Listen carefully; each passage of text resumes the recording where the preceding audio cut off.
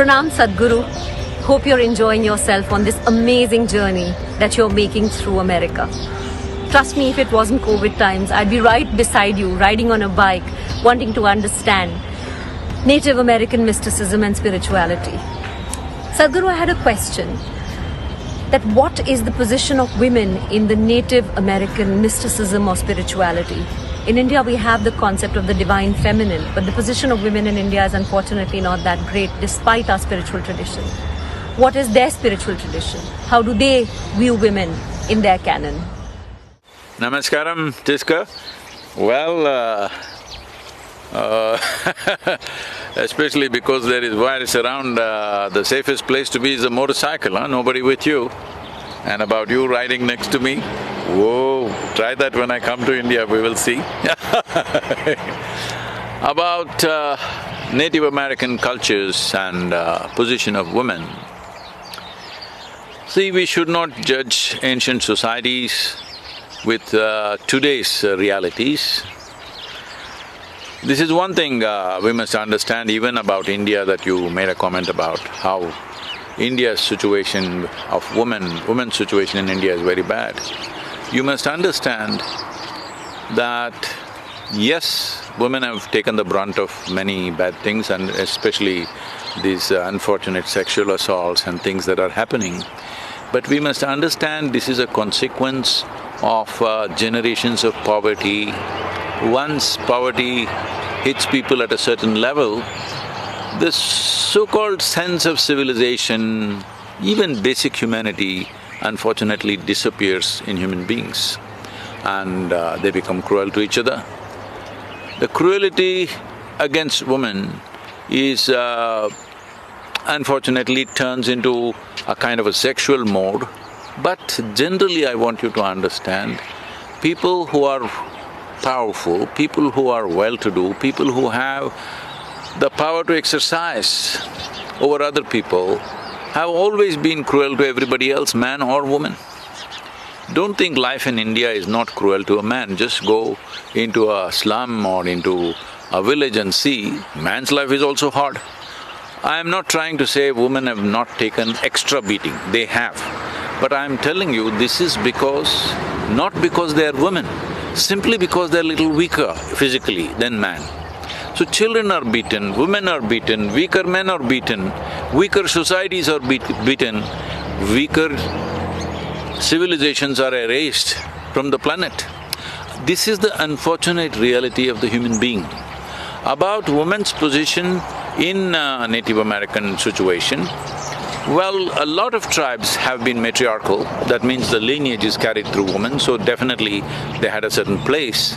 But at the same time, because they were tribal cultures and they were nomadic and there was no… for many of them, where there were some of the tribes or some of the nations which had established, societies, like they built cities and things like that, in those places women had equal place. There was education for both men and women. One or two tribes even went into something like higher education in their own way, both for men and women. So there was reasonable equality, but you must understand, today what you see, a kind of a level playing ground that is beginning to arise everywhere in the world for men and women is not happening because of emancipated mind, it is happening because of technology. Because of technology, man's muscle is no more that significant. It is not significant at all. How much brawn do you have? Nobody cares. How much brains do you have? That's what. This is what has leveled the playing field. And as it moves more and more in this direction, the ability of anybody to exploit women will also go down, and which is happening. Not rapidly enough, it must happen in our generation, unfortunately it's not happening rapidly enough. Having said that, the Native American populations, largely, many of the nations were nomadic in nature, they liked to live like that in nature. When they were nomadic, naturally there was conflicts for food, conflicts for territory. Wherever there is physical conflict, there naturally man rules and women fall back. And of course, Unlike today's times where a woman can control her reproductive process as she wishes, there was no such control, so most of the time women will have either they are in pregnancy or they have little children to take care of, which kept them busy, but generally they were honored in these societies. I am right now at the Crow Reservation, but last few days we have been in the Lakota Nation.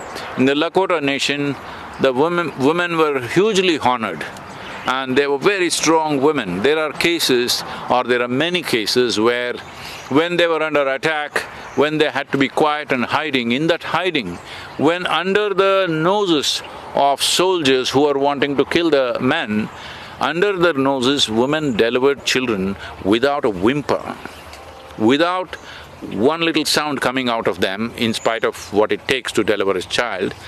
And that is the kind of strength they possessed. So, they were hugely honored for that. And naturally, in a society where a lot of young men die, producing children or producing male children becomes a very important part, because always there is conflict and young men keep dying. So, considering those situations, considering the times in which they existed, I think generally these cultures treated women very well, I would say, not in today's standards, but in those standards, because men had to go out all the time. It is the woman who managed the home, it's the woman who managed the situations. About mysticism, there have been many medicine women also, as there have been medicine men. And above all, the prophet, one of the few prophets that exist in the Native American culture, the white buffalo calf woman, she is the prophet. She is the one who is supposed to have given all the wisdom and knowledge to the Lakota Nation. So, the main prophet who rules them, who rules their consciousness, is a woman. I think that's a great honor. But physical realities were harsh, so naturally, women